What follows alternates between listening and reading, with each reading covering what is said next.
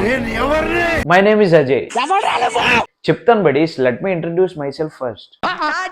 What's up buddies? Hope everyone is doing good. My name is Ajay Davidson and I am a fashion influencer.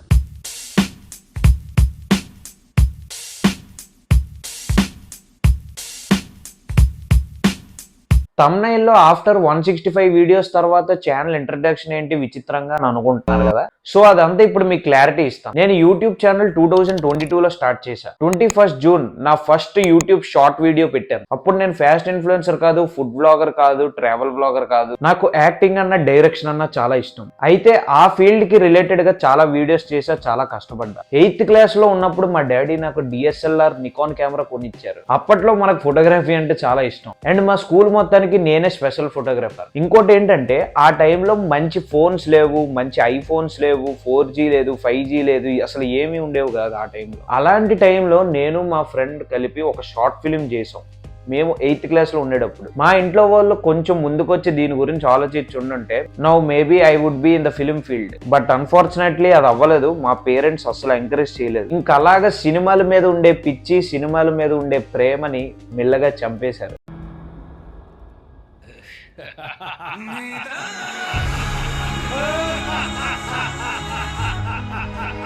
School అయిపోయింది, తర్వాత inter life. సినిమాల మీద ఉండే పిచ్చిని చంపారు కానీ photography మీద ఉన్న పిచ్చిని మాత్రం చంపలేకపోయారు. ఇంటర్ లైఫ్ లో మంచి ఫ్రెండ్స్ ఉండేవారు. మనకి ఫోటోగ్రఫీ మీద ఎంతైతే ఇంట్రెస్ట్ ఉండేదో వాళ్ళకు కూడా అంతే ఇంట్రెస్ట్ ఉండేది. సో దీనివల్ల నాకు మా ఇంటర్ ఫ్రెండ్స్ కి కోఆర్డినేషన్ బాగుండేది. కలిసి ఫోటోషూట్స్ కి వెళ్లే వాళ్ళం. అప్పట్లో ఫేస్బుక్ నాకు ఊపాడిచ్చే వాళ్ళం. నాకైతే చాలా రికగ్నైజేషన్ వచ్చింది ఫేస్బుక్ లో. ఇది వినడానికి చాలా కామెడీగా ఉండొచ్చేమో కానీ ఫేస్బుక్ లో అప్పుల్లోని ఒక ఊపాడించేది.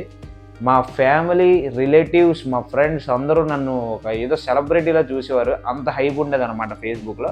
అండ్ నేను మా ఫ్రెండ్స్ కూడా చాలా షూట్లకి వెళ్ళే వాళ్ళం, ఒకరికొకరు హెల్ప్ చేసుకునే వాళ్ళం. వాళ్ళు నాకు చాలా పిక్స్ తీసేవారు, ఫ్యాషన్ ఫొటోస్ దిగేవాళ్ళం, మోడల్స్ దిగుతారు కదా ఆ టైప్లో దిగేవాళ్ళం. సో వాళ్ళైతే నాకు చాలా హెల్ప్ చేసేవారు. ఫేస్బుక్ లో కూడా అప్పుడు నాకు చాలా ఫాలోవర్స్ ఉండేవారు, ఫ్రెండ్స్ కూడా ఉండేవారు. ఫ్రెండ్స్ ఆల్మోస్ట్ 5K ఉండేవారు, ఫాలోవర్స్ అయితే 3K ప్లస్ ఉండేవారు. ఇంటర్ లైఫ్ అయిపోయాక ఫుల్ కన్ఫ్యూజన్ లో ఉన్నాం. ఇప్పుడు ఆ స్టోరీ ఎందుకులేండి, అలా వేరే టాపిక్ లోకి వెళ్ళిపోద్ది. ఇంటర్ అయిపోయాక డిగ్రీ సెలెక్ట్ చేసుకున్నాం. అప్పుడే అనమాట మార్కెట్ లో కొత్త యాప్ వచ్చింది, టిక్ టాక్. అప్పుడులో బాగా ట్రెండింగ్ అయ్యేది. అసలు ఫేస్బుక్ ఎవ్వరు వాడేవారు కాదు, ఇంకా ప్రతి ఒక్కడు టిక్ టాక్ లోకి వచ్చేవారు. కానీ నాకు అంత ఇంట్రెస్ట్ అనిపించలేదు స్టార్టింగ్ లో. అప్పుడప్పుడు చేసేవాడిని టైం పాస్ కి. తర్వాత పబ్జీ పిచ్చి బాగా పట్టి మా డాడీ చేత 1+7 మొబైల్ కొనిపించాను. అప్పుడులో 1+ మార్కెట్ మామూలుగా ఉండేది కాదు. అసలు పబ్జీ అంటే అదొక ఎడిక్షన్ ప్రతి ఒక్కడికి. సో నాకు కూడా పబ్జీ అలానే అలవాటు అయింది. అప్పుడు చాలా బాగుండేది అనమాట. ఫ్రెండ్స్తోని, కజిన్స్తోని పబ్జీ రూమ్లో ఆడుకొని సూపర్గా ఉండేది ఆ టైంలో. అండ్ 1+ కెమెరా క్వాలిటీ కూడా చాలా బాగుండేది. తర్వాత డిగ్రీ సెకండ్ ఇయర్ ఎండింగ్ లో మా డిగ్రీ ఫ్రెండ్స్ అందరూ నా ఓల్డ్ ఫొటోస్, నా ఓల్డ్ వీడియోస్, నేను తీసిన ఫోటోగ్రఫీస్ ఇవన్నీ చూసారనమాట. ఒకప్పుడు నువ్వు టాలెంటెడేరా, అసలు మేము అసలు ఎక్స్పెక్ట్ చేయలేదు, నువ్వు ఇంత బాగా చేస్తావు, చాలా ప్రొఫెషనల్గా ఉన్నాయి ఫొటోస్ కూడా, వీడియోస్ కూడా బాగా చేస్తున్నావు, మరి ఎందుకు ఆపేసావురా అని చెప్పేసి ఫుల్గా ఎంకరేజ్ చేశారు. దాని తర్వాత నేను చెప్పాను అనమాట నా ప్రాబ్లమ్స్ అన్ని వాళ్ళతో షేర్ చేసుకున్నాను. And the said that start చేయరా, మళ్ళీ స్టార్ట్ చెయ్యు, ఫ్రెష్గా స్టార్ట్ చెయ్యి, నో ప్రాబ్లం, కావాలంటే మేము ఎంతైతే హెల్ప్ చేస్తామో మేమైతే చేస్తాము, నీకు ఎంత హెల్ప్ చేయాలన్నా మేము చేస్తాము. సో మెల్లమెల్లగా అలా సపోర్ట్ చేశారు, ఎంకరేజ్ చేశారు, కొద్దిగా మోటివేట్ చేశారు. అయితే ఆ టైంలోని అసలు ఐఫోన్ రచ్ అయితే మామూలుగా ఉండేది కాదు. ప్రతి ఒక్కరు ఐఫోన్ కొనేసి ఆ కెమెరా క్వాలిటీ కోసం కొనేవారు అనమాట. అప్పుడులోని ఐఫోన్ చాలా ట్రెండింగ్. అండ్ కెమెరా క్వాలిటీ అనే కాదు, దానికి వాయిస్ ఓవర్ ఇవ్వచ్చు, ఎడిటింగ్ కూడా అందులోనే స్మూత్గా వస్తుంది.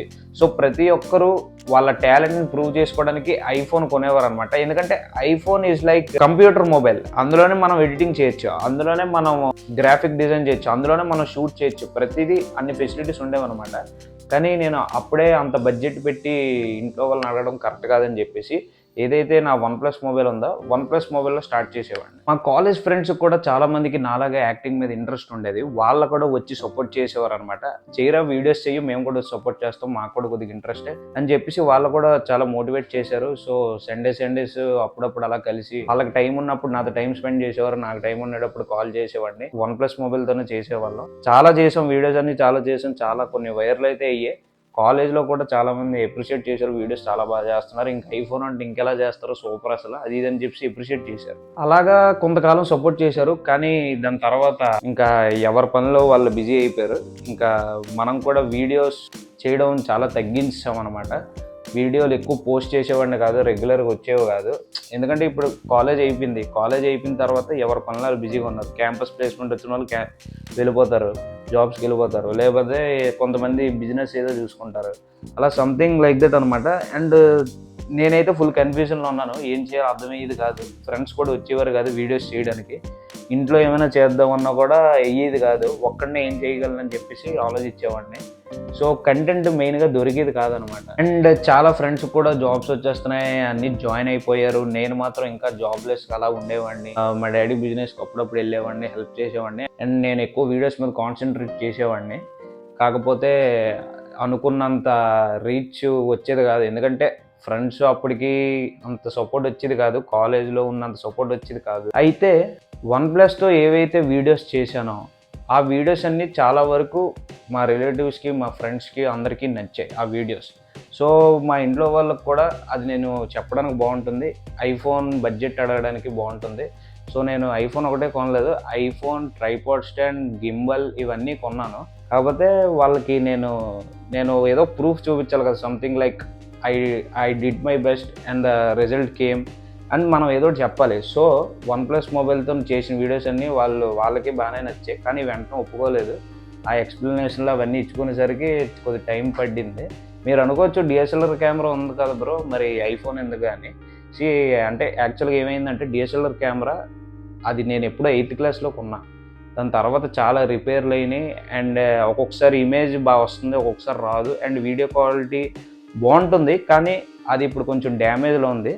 అండ్ ఐఫోన్ నేను ఎందుకు ప్రిఫర్ చేశానంటే, ఇప్పుడు నా దగ్గర ల్యాప్టాప్ లేదు, ఎడిటింగ్ మొత్తం అంతా ఐఫోన్లోనే చేస్తాను. మా తమ్ముడి దగ్గర ల్యాప్టాప్ ఉంది, కానీ వాడికి పని ఉంటుంది, ఎందుకంటే వాడు ఇప్పుడు బీటెక్ చదువుతాడు, నౌ ఈ స్టడింగ్ బీటెక్. సో వాడికి పని ఉంటుంది, వాడికి డిస్టర్బ్ చేయడం ఎందుకని చెప్పేసి so I have decided to buy iPhone. కష్టపడి చేసిన ఈ OnePlus వీడియోస్లో వాళ్ళకి నమ్మకం తెచ్చాను అనమాట. ఐఫోన్ అంటే ఇంత బాగుంటుంది అని చెప్పేసి బెటర్ ఎక్స్ప్లెనేషన్ ఇచ్చాను. మెల్లమెల్లగా టైం పడింది వాళ్ళు కొనడానికి, మెల్లమెల్లగా అర్థం చేసుకొని దాని తర్వాత కొన్నారు. అయితే ఎప్పుడైతే నేను ఈ iPhone, gimbal and tripod stand and ఒక కాలర్ మైక్ కూడా కొన్నాను, డిజిటెక్ కాలర్ మైక్.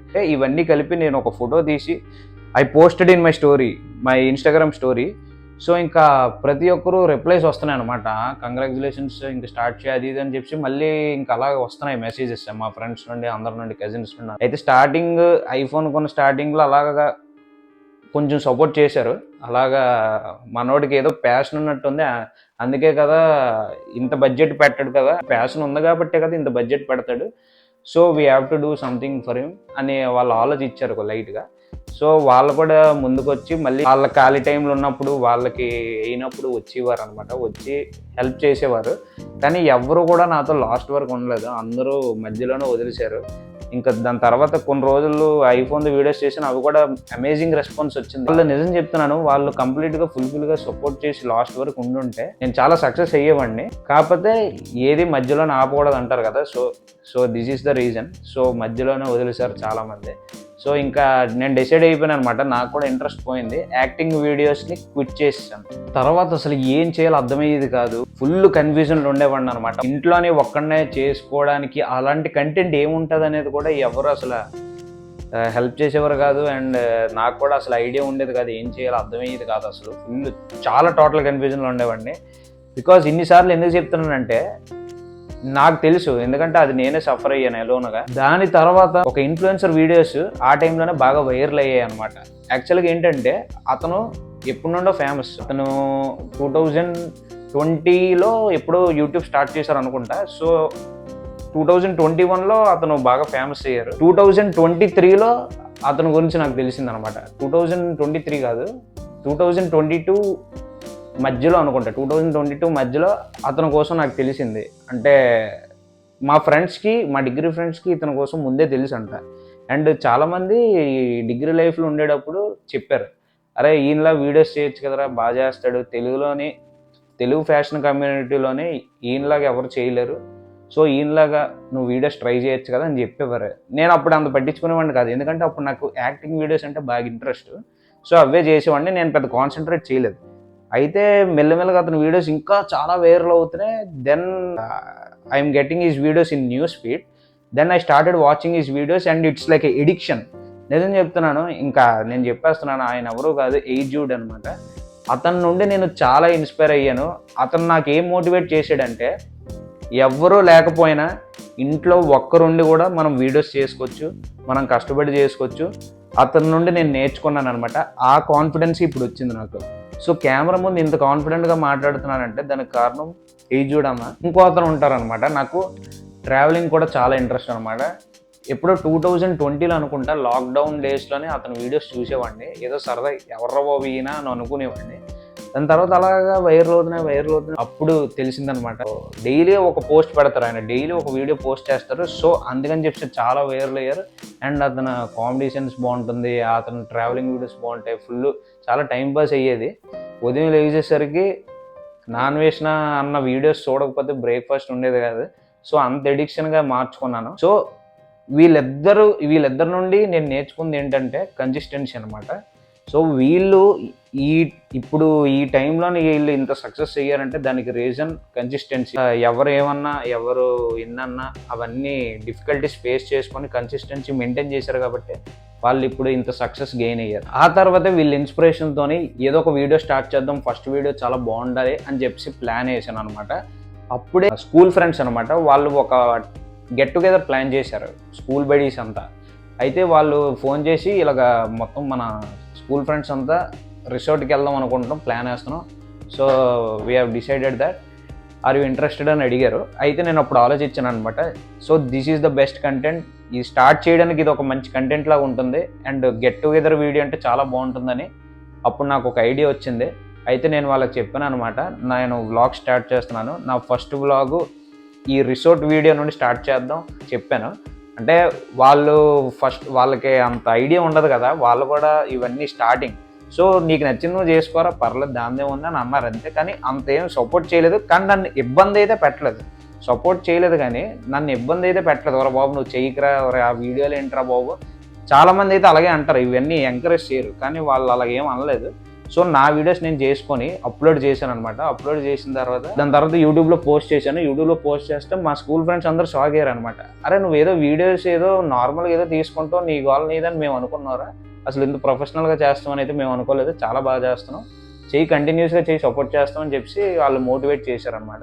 అలాగా మెల్లమెల్లగా వీడియోస్ స్టార్ట్ చేశాను. తర్వాత ఇంకా లెట్స్ గెట్ డ్రెస్డ్ వీడియోలు, ఫ్యాషన్ వీడియోస్, చాలా fashion content, comedy videos and restaurant vlogs, food vlogs చాలా చేశాను అనమాట. చాలా మంచి రెస్పాన్స్ వచ్చింది. అసలు స్టార్టింగ్ అంత రెస్పాన్స్ ఇస్తారని అయితే నేను ఎక్స్పెక్ట్ చేయలేదు. దాని తర్వాత ఇంకా అప్పుడు ఫ్యామిలీ ఒక ట్రిప్ ప్లాన్ చేసింది అనమాట, Maharashtra trip and Telangana trip. So ఈ ట్రిప్లో కూడా ట్రావెలింగ్ వీడియోస్ ఇవన్నీ అప్లోడ్ చేశాను. అది కూడా పర్లేదు, రెస్పాన్స్ బాగానే వచ్చింది, చాలా రెస్పాన్స్ వచ్చింది. కానీ ఇంట్లో వాళ్ళు నాకు ఫైనాన్షియల్గా సపోర్ట్ చేయలేదు ఆ టైంలోని.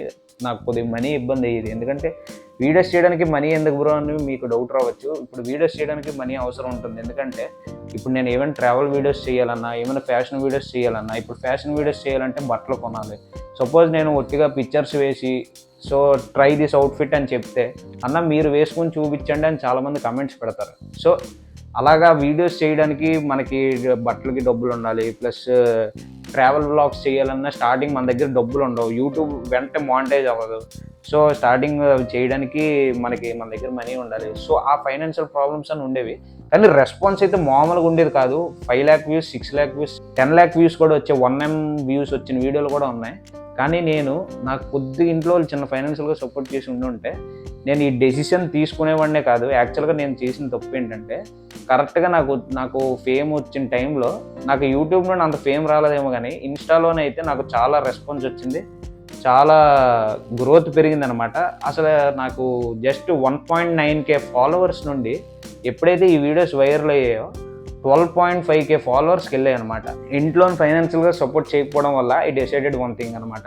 సో నేనేమనుకున్నానంటే, హైదరాబాద్లో ఏదో ఒక జాబ్ చేస్తూ ఖాళీ టైంలో వీకెండ్స్లోని వ్లాగ్స్ చేసుకొచ్చా అని ప్లాన్ వేసుకున్నా. సో దానికి తోడు ఒక ఫ్రెండ్ ఉండాలని అనుకున్నాను. సో మా ఫ్రెండ్ కూడా వచ్చాడు. సో అది అసలు వర్కౌట్ అవ్వలేదు. దాని మీద సెపరేట్గా ఒక వీడియో కూడా చేసి నేను యూట్యూబ్లో పోస్ట్ చేసాను. దానికి రీజన్స్ ఏంటి, నేను 6 months గ్యాప్ ఇచ్చేసాను వీడియోస్. సో దానివల్ల నా ఛానల్కి చాలా మైనస్ అయిపోయింది అనమాట. నేను యూట్యూబ్ సబ్స్క్రైబర్స్ని అయితే ఏమన్నా, యూట్యూబ్ సబ్స్క్రైబర్స్ ఎప్పుడైనా పెరిగారే కానీ తగ్గలేదు. కానీ ఇన్స్టాగ్రామ్లో పోస్ట్లు ఆపేయడం వల్ల, చాలా గ్యాప్ ఇవ్వడం వల్ల చాలామంది అన్ఫాలో చేశారు. అండ్ 12.5K ఫాలోవర్స్ నుండి 11.3K ఫాలోవర్స్ వచ్చారు. సో 11.3K ఫాలోవర్స్కి పడిపోయారు. దాని తర్వాత మళ్ళీ హైదరాబాద్లో జాబ్ 6 months చేశాను. రిజైన్ చేసి మళ్ళీ వైజాగ్ వచ్చేసి మళ్ళీ అలా కష్టపడి వీడియో స్టార్ట్ చేస్తే 11.3K to 11.5Kకి వెళ్ళాయి. ఇప్పుడు ఒక 5 వీడియోలు పెడతాం, అందులో 2 వీడియోలు వైరల్ అవుతే, కొన్ని వైరల్ అవ్వకపోవచ్చు. వైరల్ అవ్వట్లేదని చెప్పి అన్ఫాలో చేసేస్తున్నారు. సో ఇప్పుడు మళ్ళీ 11.5K నుండి 11.3Kకి పడిపోయారు. 200 members అన్ఫాలో చేస్తారు. ఇప్పుడు యాక్చువల్గా ఏంటంటే మన ఛానల్లోని ఫ్యాషన్, లైఫ్ స్టైల్, ట్రావెలింగ్ కోసం అనమాట. ఈ మూడింటిని మనం మెయింటైన్ చేయాలంటే అంత ఈజీ కాదు. ఒకవైపు ఫ్యాషన్ వీడియోస్ చేయాలి, ఒకవైపు ట్రావెల్ వీడియోస్ చేయాలి, ఒకవైపు లైఫ్ స్టైల్ వీడియోస్ చేయాలి. ఒక్కొక్కసారి కంటిన్యూస్గా ట్రావెల్ వీడియోస్ పెడతాను. సో దానివల్ల ఏంటంటే ఫ్యాషన్ వీడియోస్ లేట్ అవ్వచ్చు. సో లేట్ అవుతున్నాయి కదా అని చెప్పి చాలామంది అన్ఫాలో చేసేస్తున్నారు. Please don't do that. ప్రతి వీడియో ఎంటర్టైన్మెంట్గా ఉండాలనే చూస్తాను. ఎప్పుడు సేమ్ అదే వీడియోస్ చేసినా బోర్ కొడుతుంది కాబట్టి నేను ఈ 3 ఎంచుకున్నాను అనమాట. మీరు బాగా సపోర్ట్ చేస్తారని అయితే నేను అనుకుంటున్నాను. మన ఛానల్లో fashion videos, life style videos, travel videos కంటిన్యూస్గా వస్తాయి. ఈసారి అయితే నేను కంటిన్యూస్గా చేస్తాను. సో ఈసారి కూడా మీరు నన్ను సపోర్ట్ చేస్తారని నేను అనుకుంటున్నాను. నేనైతే ఇంకా ఇది ఆపను. మధ్యలోని మళ్ళీ వదిలేసి జాబ్కి వెళ్ళిపోని అలాగేం చేయను. ఒకళ్ళు చేసినా కూడా ఇదైతే ఆపను. సో ఇప్పుడైతే మీరు ఎంకరేజ్ చేస్తారని నేను అనుకుంటున్నాను. So this is my channel introduction అనమాట. ఆఫ్టర్ 165 వీడియోస్ తర్వాత నేను ఇంట్రో ఎందుకు పెడుతున్నానంటే, ఆ టైంలో నేను ఛానల్ ఇంట్రడక్షన్ వీడియో కూడా పెట్టలేదు. ఎందుకంటే నాకు నమ్మకం లేదు. ఏదో సరదాగా ఒక వ్లాగ్ చేసి పెట్టేద్దాం, మనకి ఛానల్ నడిపే అంత సీన్ ఉందా లేదా అని ఆ కన్ఫ్యూజన్లో ఉండేవాడిని. అందుకే ఇంట్రో ఏం పెట్టలేదు. సో ఇప్పుడు నన్ను నేను ఇంట్రడ్యూస్ చేసుకోవాలి కాబట్టి, సో అందుకని చెప్పి ఈ వీడియో చేస్తున్నాను. సో నా ఓల్డ్ వీడియోస్ ఎవరైతే చూడలేదో చూడండి. అండ్ నచ్చితే సబ్స్క్రైబ్ చేసుకోండి. ఇన్స్టాగ్రామ్ అకౌంట్ను కూడా ఫాలో అవ్వండి. అక్కడ నా పిక్స్, రీల్స్ అన్నీ షేర్ చేస్తాను. వీడియో అయితే ఇక్కడితో ఎండ్ చేస్తున్నాను. See you in the next video.